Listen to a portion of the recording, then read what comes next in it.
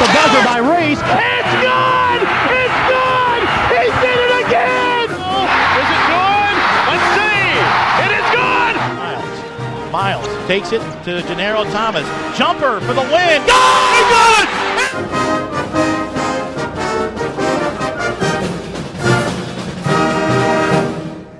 Hi, everybody, and welcome to Murray State Basketball with head coach Steve Prohm. Steve will join us in just a moment. I'm your host, Dave Winder, and here's what's coming up for the Racers this week. They have no midweek game.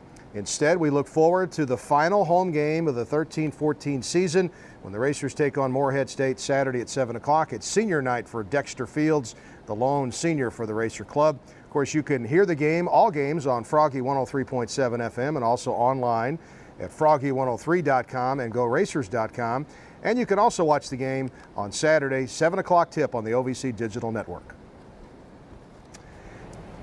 And that will bring us here to the arena in the CFSB Center, our favorite perch here high above the court, with head coach Steve Prohm. 2 wins for the Racers this past week, and they were tough, Coach. Edwardsville came in here and gave you a great shot, and so did Eastern Illinois on Saturday. You guys made it through, and you're 11-2 in the conference, tied for the lead. Yeah, definitely. I knew it was going to be tough, I think, and I wanted to make sure our team knew it was going to be tough. I think those guys, Lennox and Jay up there at SIUE and in Eastern are two of the very, very good coaches, very disciplined teams that aren't going to let the games get away from them in the way they manage the game. So I knew we were going to have to try to grind out some victories this weekend. And we played well on the defensive end Saturday. That's what I was really pleased with. Offensively, it wasn't a terrific weekend for us. I know we shot a great percentage at times, but from the three-point line at times, we missed some shots, and free throw line was not perfect at times. But we just turned it over a little bit too much, especially Saturday. That we've got to clean that up going down the stretch. But 2 very good wins. Excited, obviously, to be tied right now with Belmont for the overall lead, and 3 big games left to play. Okay, well, let's go ahead and roll the highlights. We'll go for the most recent game first, and that was the Saturday game against Eastern Illinois. And the Racers entered this week with only 1 home loss on the season, and that's the way it remains. And that only loss was November 26th against Middle Tennessee. But, Coach, Eastern Illinois came in, and I guess when you play a conference team the second time around, do you have to throw in some new wrinkles? You change it, yeah, just a little bit. But with our guys, sometimes when I start changing, I start to get a little bit too tricky. We get really bad, and I think that was one of the issues against the 1-3-1 early. Instead of just running our normal continuity action, looking for ball reversals and paint touches, I tried to run a quick hitter to try to get a layup and maybe get them out of it right away, and that's not what you do. You get ball reversals, you attack the gaps, you make the extra pass, and I learned from that. Boy, Jonathan Farrell was really good in this game. We're going to talk about it later in the show, Coach, but his free throw shooting took a tremendous uptick in this game, 7 of 9. The Racers were up 12-6 on the layup there by Dexter Fields. Hard to believe he's only got 1 more home game left. I can't say enough about Dexter. So happy for him and proud for him, because when you're a senior and the lone senior, and I've said this before, you can go a lot of different directions, but he's done a great job bonding with these guys, having them over to the apartment, where he stays, practicing well every day. But he shot the ball extremely well this year, and he's done a better job of getting to the free throw line. He's not making as many as I wish. I wish he was more of an 80% guy. But you see him now, he's getting to the paint and getting some layups and some things that we do offensively. But terrific senior. Certainly is. Boy, Jeffrey Moss, he led the team in scoring on Saturday with 18. Hits the jumper there. Racers up by 4.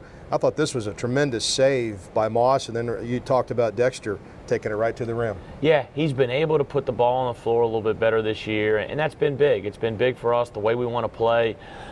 We've got guys that can make threes, but we do want to get paint touches. And then Cameron Payne hits the three-pointer with 4.4 left, and that got us to halftime. And the Racers had another lead at halftime. They're 15-3 this season when they've got the lead at the half. As a matter of fact, this was the 8th game in a row that you haven't trailed at the half. The last one was at Eastern Illinois about a month ago. So then we get into the second half, and that was off an Eastern Illinois turnover. Moss hit the 3, Racers by 7. Jarvis Williams got some foul trouble early, but he really asserted himself even in foul trouble in the second half. Well, it's tough. You know, it's tough for those post guys. Jarvis, I'll throw Farrell in there with 2. Jarvis, I just know what, you know, he can bring to our team, both offensively and defensively at times. I have a hard time sometimes playing him with 2. So I wanted to sit him the first half. He did a great job bouncing back in the second half, scoring around the basket, changing some shots on the defensive end. Okay, watch the passing here, Coach. Tell me about this. Boy, that zipped around the horn, 3 in the corner by Sam. That's the best play. When we're making the extra pass, and that's how you're supposed to attack the 1-3-1. You do it by making the extra pass, getting the ball reversed, and that's a credit to those guys playing together. And that's just that's good players. You know, good players make us coaches look very good, and we're fortunate that we've got some good players that maybe in November weren't very good, but they had pieces and intangibles and good talent that if they could stay the course, that their talent was going to outweigh everything. This team has chemistry, there's no question, and they've worked really hard on getting chemistry. So that was Moss with a 3-point play with 7:16 to go. Then he hits another floater in the lane with 4:04 to go, and I thought this play here probably sealed the game. This was huge. This was a really smart play. We wanted to switch the guard-to-guard ball screens. I know we were guarding a post guy right there with Piper, but we still wanted to switch because he's a perimeter forward, and Cam did a great job getting a deflection and then a great pass to TJ. And if that shot didn't put it away, this one did, as Sapp made some penetration. Moss hits the 3 at the corner.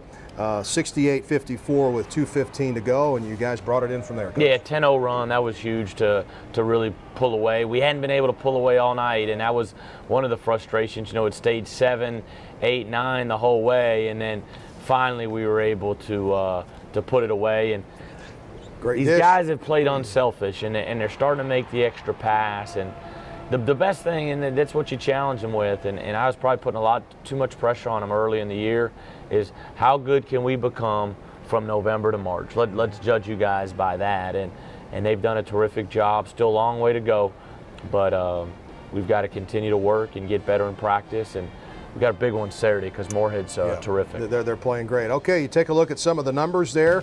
The Racers shoot 50%, 40% from 3, and 68% from the free throw line, and again, they win the battle of the boards 31-28 in the victory, 72-60 over Eastern Illinois. We're here at the CFSB Center with head coach Steve Prohm on the Racer Report. We're going to take a break and come back with the Edwardsville highlights. We'll do that next.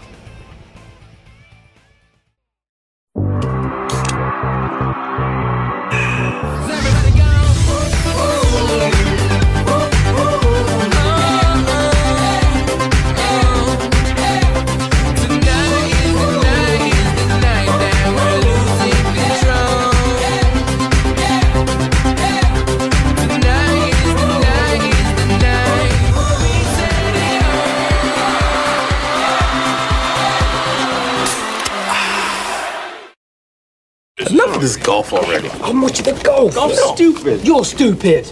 Boys, settle down.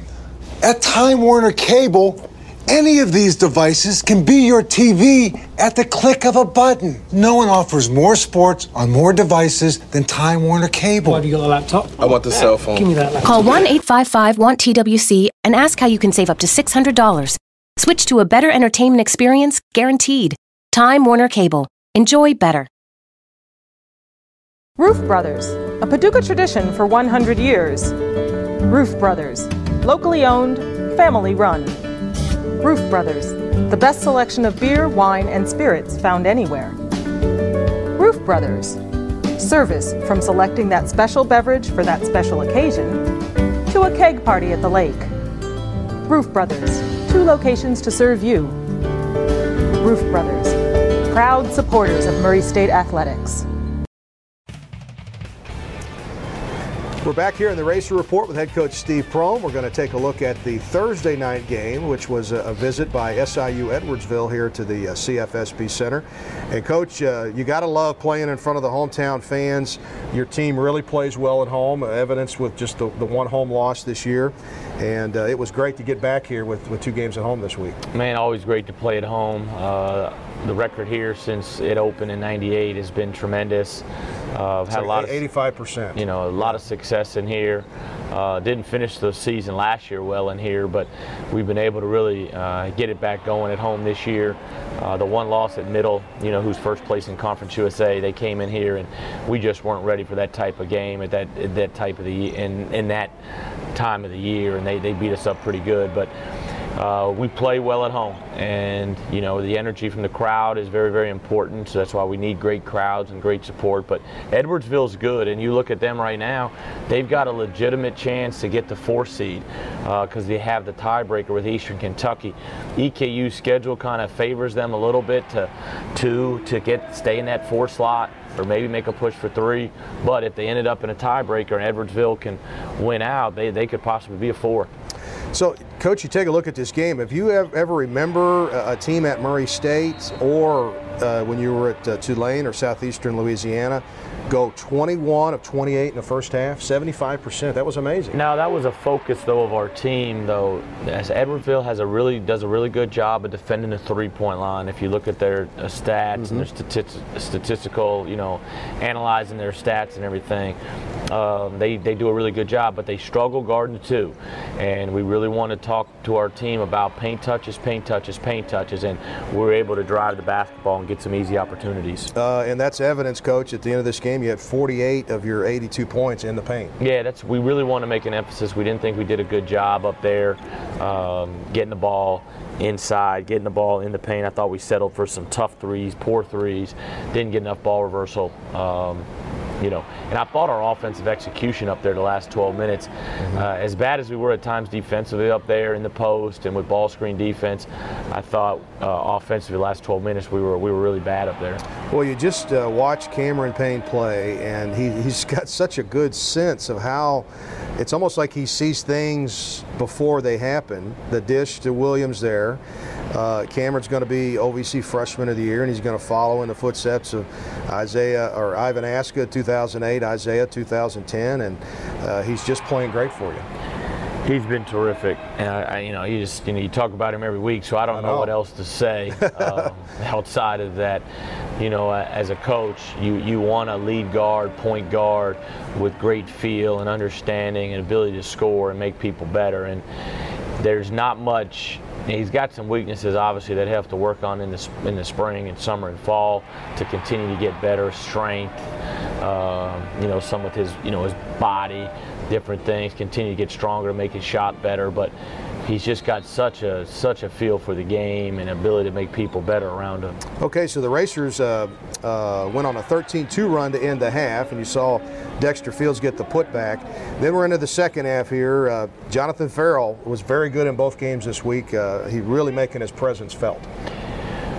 Again, the last month he's been really good, and shot the ball well from the free throw line last night. That was terrific, 7 for 9. But he played 20 straight minutes last night. I probably should have got him at the end. I probably should have got Zay Henderson in. That was my fault, and he had a couple breakdowns defensively. But he's a different man. His body looks different. You look at that play right there. His body looks different.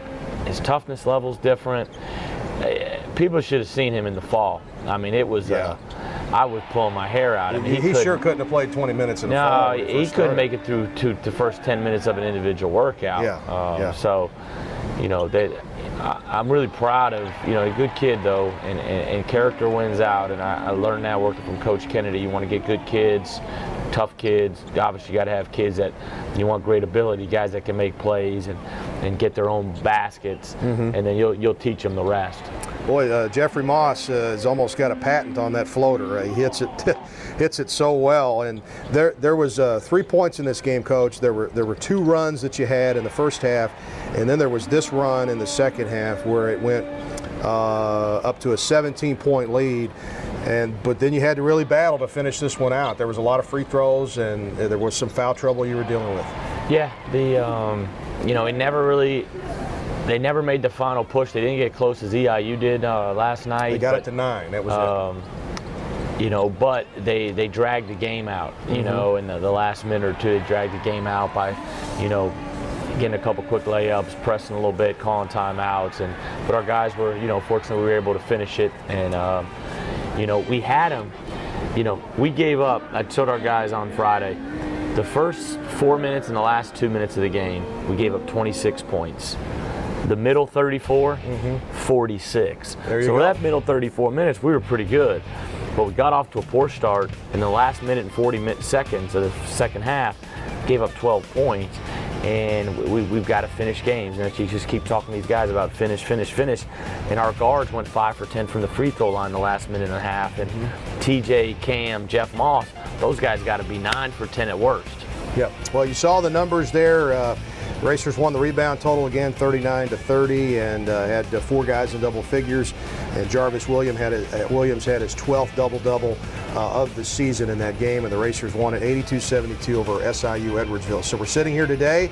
The Racers play Saturday against Morehead State, and they're 11-2, tied for the lead with Belmont in the OVC. We'll take a break and come back with more next on the Racer Report.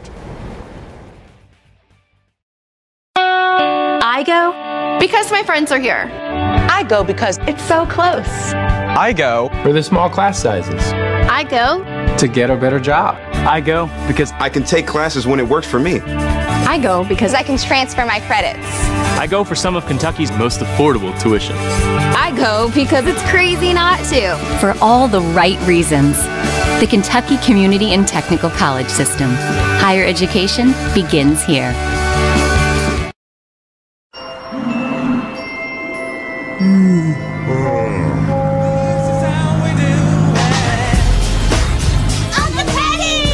What are you guys doing? It's summer. Let's hit the beach. You need a Pepsi. Ooh.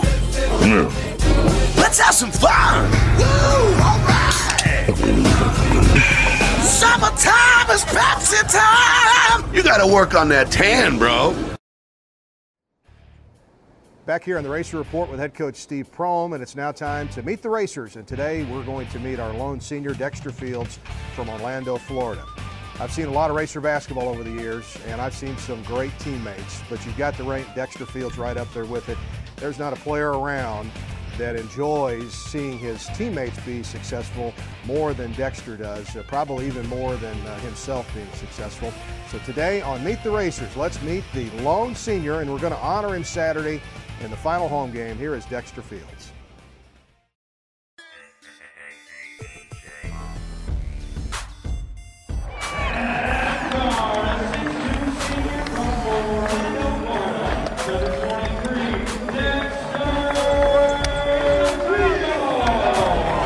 Well, first and foremost, it was Coach Kane. Me and Coach Kane, you know, he's from Florida. Yeah, he showed me videos, and I seen how great the fans were, and I mean, he pretty much told me how great the coaches was. 6, Edwardsville on top. Pass to the right wing, Moss. Now to Sapp. Sapp throws to the top of the key. 3 on the way by Fields, and it's good. We was up by like 14, 15 points. We're breaking the press. Moss threw it to me up the sideline, and I just seen Jarvis running.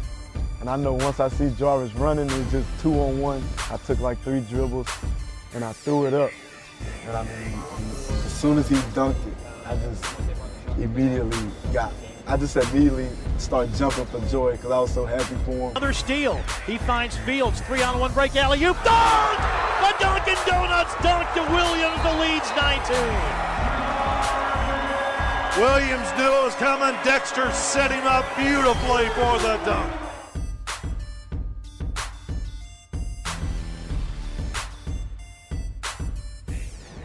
Well, a good look there at the Murray State lone senior, Dexter Fields. And, you know, we've talked a lot about Dexter, but it seems like when you get closer to senior day, I know I've tried to use more pictures of Dexter here lately because I'm like, this is his last time around, you know. You know, I used to joke, and I'll be the first one to say it, is I was ready to just take him over to Larry Suter's farm and put him to pasture, man. His knees were so bad, his body was so bad, and you know, we were trying to give him the Mike Miller Miami Heat treatment, where last year, you know, Mike Miller didn't practice. He just played in the games and just make shots, Dexter. But he's really been good. I mean, he shot the ball great, showed great leadership, great character. He's got an awesome, you know, significant other and daughter that are around the program a lot. And his daughter, somebody could take her and and she'd be fine. She's happy everywhere. Yeah. You know, she's the, you know, nicest little daughter. You know, he's done a great job being a father too. So going to graduate in this spring, and you know, hopefully we'll have. That's what thing, you know, you want to talk to, whether it's the Board of Regents or the alumni office or, you know, all the alumni that we have here, is we need help. The thing we need to improve on, we need help getting these seniors jobs. You know, they do a great job representing our university. We've got to help these guys. And that's not just the players' standpoint. They've got to do their part, but we need help. And that's what I think a lot of the universities do. You know, if you look at Kentucky and different things, but we can do that here as well. And, you know, that is a plea for help. I do need help in that area. Okay, well, Coach, I'm sure our fans heard the plea. And we're going to take a break here in the Race Report. When we come back, we're going to talk about free throw shooting. They're not free, but we're going to talk about it when we come back next.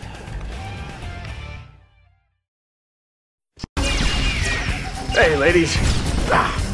Enjoying the film? Of course not. Because this is our movie! And Dr. Pepper 10 is our soda. It's only 10 manly calories, but with all 23 flavors of Dr. Pepper. It's what guys want, like this. Catchphrase. So you can keep the romantic comedies and lady drinks. We're good. Dr. Pepper 10, it's not for women. Enough of this golf already. I want you to golf. I'm stupid. You're stupid. Boys, settle down. At Time Warner Cable, any of these devices can be your TV at the click of a button. No one offers more sports on more devices than Time Warner Cable. Why do you got a laptop? I want the cell phone. Give me that laptop. Call 1-855-WANT-TWC and ask how you can save up to $600. Switch to a better entertainment experience, guaranteed. Time Warner Cable. Enjoy better.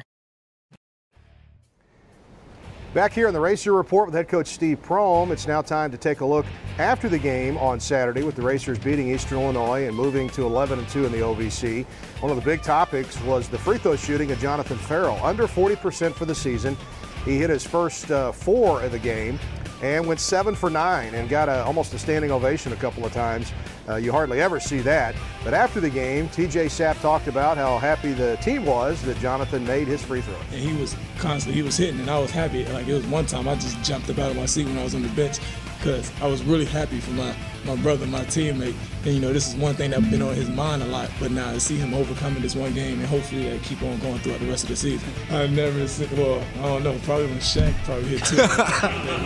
But I don't believe, I've never been a part of an arena getting that loud after somebody hit 2 free throws.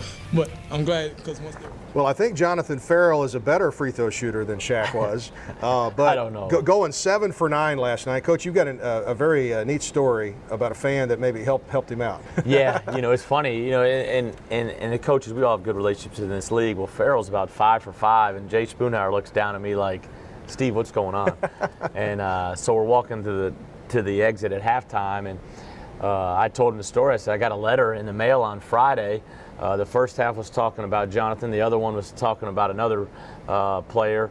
But the one thing about Jonathan, he says, hey, you need to do a better job with his free throw shooting. He said, so here's what you need to do. Put him at the line. Tell him to take a foot back, step a foot off the line, take 2 dribbles, jump 2 inches off the floor, and tell him to aim for the top of the white square so he can get better arch. He goes 7 for 9. Voila, 7 for 9. Now, Jonathan came in under 40%. He raises it, I think, 15 points. Anytime he goes 7 for 9, that percentage is going to go really up. And what I had Jonathan do, I read the letter to the team Friday afternoon before film, and I had Jonathan demonstrate the routine, and it looked perfect. And, you know, 7 for 9, I mean, fans, if you've got advice, man, send it in. Well, it looks like for now we've got Jonathan straightened out. So, you know, I rebounded for him one day, and I think he was 64% when I rebounded him one day. But that's with not a game situation, and he's just standing there at the line. But anyway, great to see Jonathan doing that, and hopefully he'll continue that on into. He makes another 7 for 9. He could be 70%. Yeah, absolutely, absolutely. Okay, we're going to take our final break here with head coach Steve Prohm. We'll come back in a moment and wrap it up.